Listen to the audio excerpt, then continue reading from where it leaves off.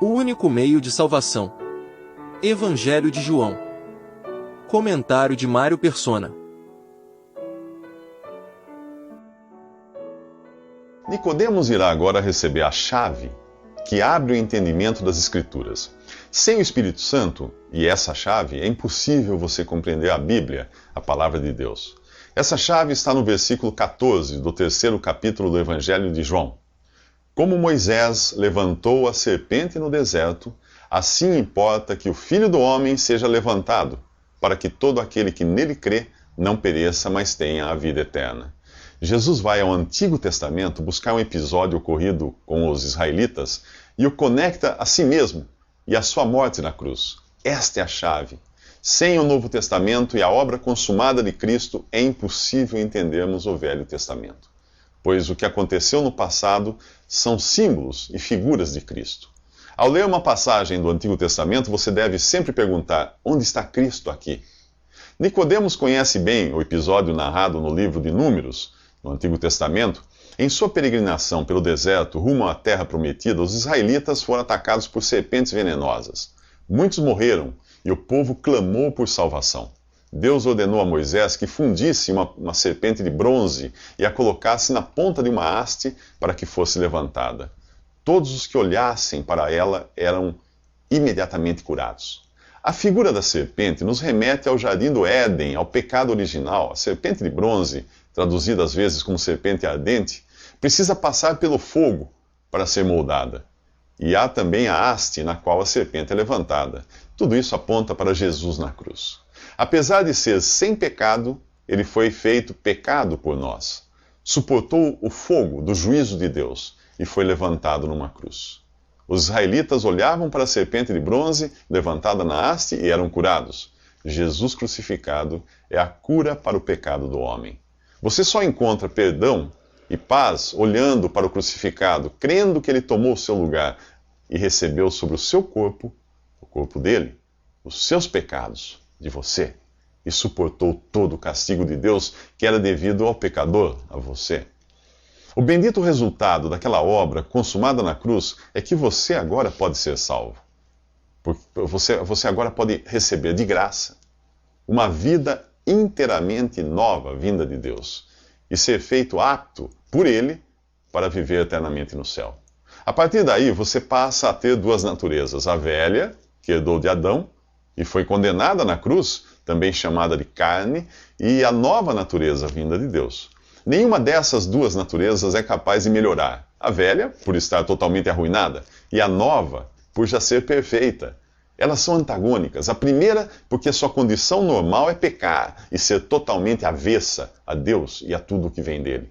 A segunda, por vir de Deus e ter aversão ao pecado. A carta de Paulo aos Romanos explica melhor isso. Por enquanto, vamos voltar a Nicodemos e aos versículos que resumem tudo isso, nos próximos 3 minutos. João, capítulo 3, versículo 16, João 3,16, deve ser o versículo mais conhecido do mundo, depois de "O Senhor é o meu pastor, nada me faltará", do Salmo 23. Por estarmos sempre mais preocupados com as nossas necessidades, é que o Salmo 23 é tão popular. Mas poucos percebem que para existir o Salmo 23 foi preciso existir o Salmo 22, claro. Em algumas traduções católicas, por exemplo, a numeração dos capítulos da Bíblia é diferente. Se for o seu caso, estou falando então dos Salmos 21 e 22 nessas edições. O Salmo 23, que fala de coisas boas como abundância, verdes pastos, águas tranquilas, refrigério, amor, consolo, bondade, misericórdia e cálice transbordante, não existiria se Jesus não tivesse passado pela cruz. É no Salmo 22 que está o brado que ele daria 1000 anos depois na cruz. Deus meu, por que me desamparaste? É nesse Salmo 22 que nós vemos Jesus abandonado por Deus, massacrado pelos homens, cercado de malfeitores e com as mãos e os pés traspassados por grandes pregos. Antes que viesse a salvação e todos os benefícios que Deus preparou para os salvos, era preciso que o Filho de Deus morresse em lugar do pecador. E essa obra magnífica está resumida em um versículo. João 3,16. o qual apresenta não só a base para podermos nascer de novo, mas também a razão ou motivo de Deus.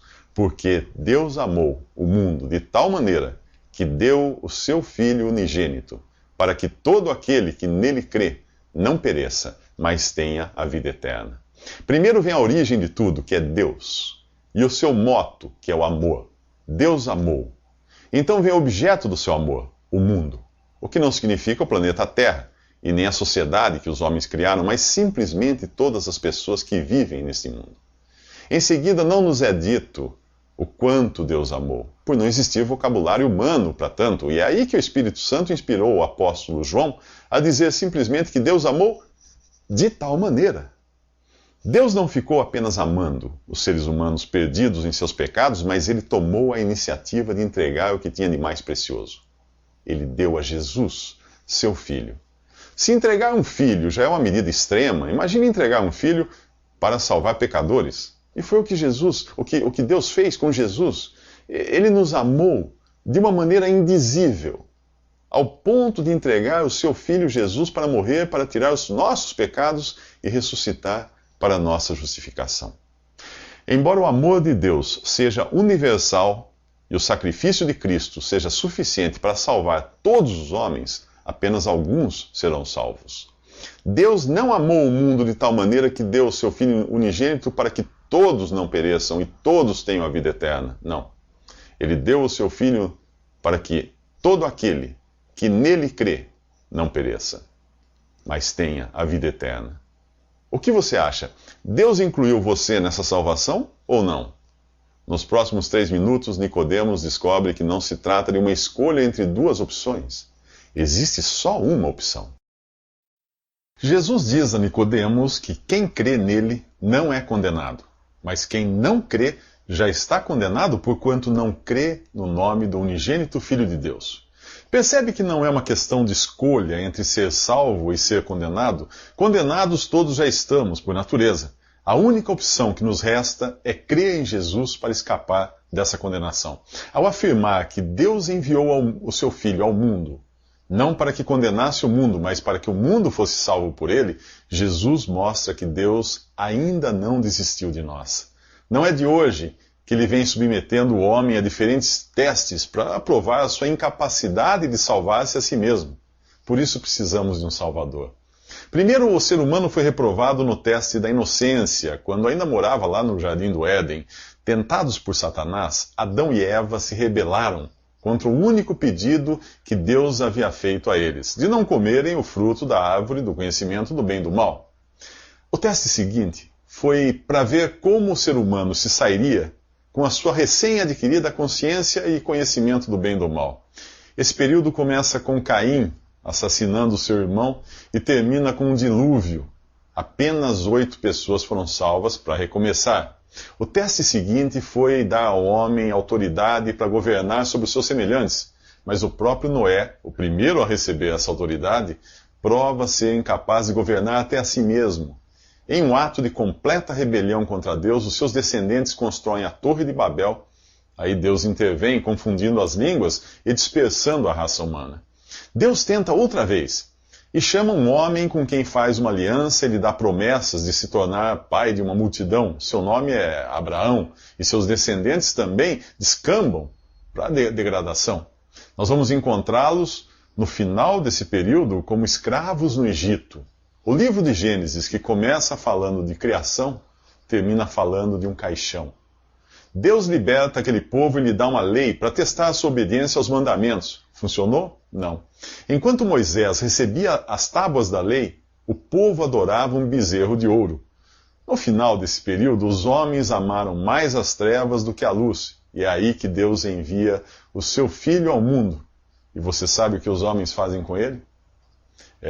A morte e ressurreição de Jesus inauguraram mais um período que eu nem sei se posso chamar de teste, pois já vem com a resposta pronta.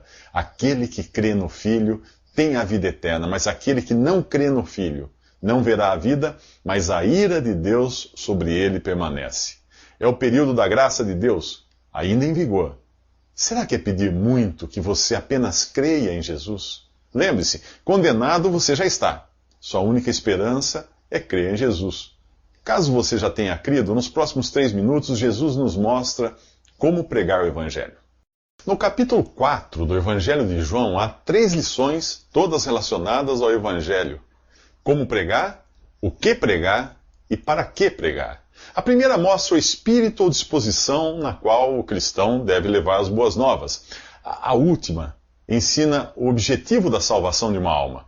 Entre uma coisa e outra, nós temos o Evangelho propriamente dito, que envolve o reconhecimento de pecado e o encontro pessoal com o Salvador.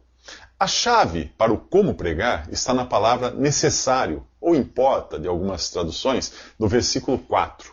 Ali diz que era necessário Jesus passar por Samaria.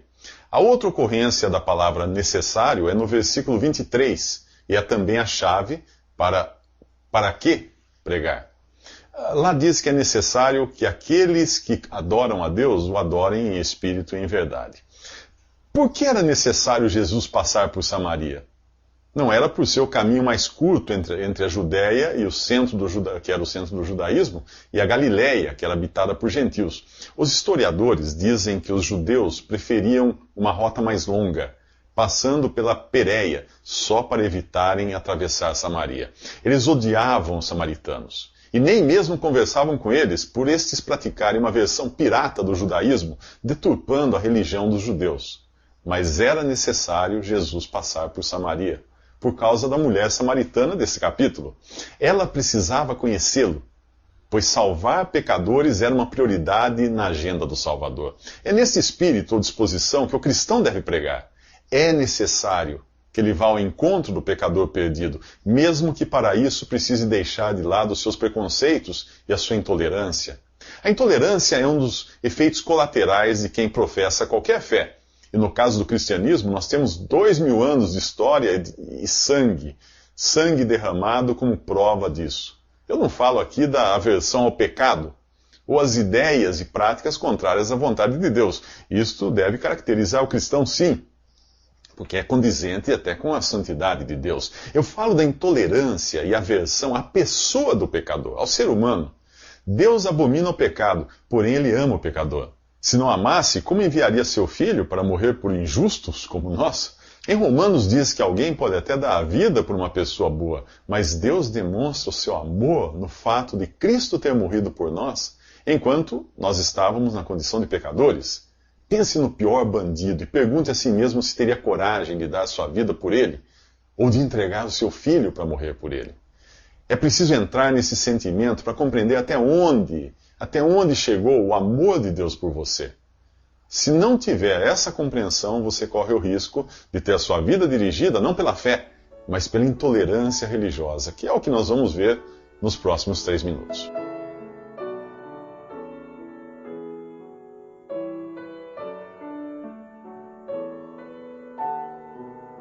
Visite Respondi.com.br.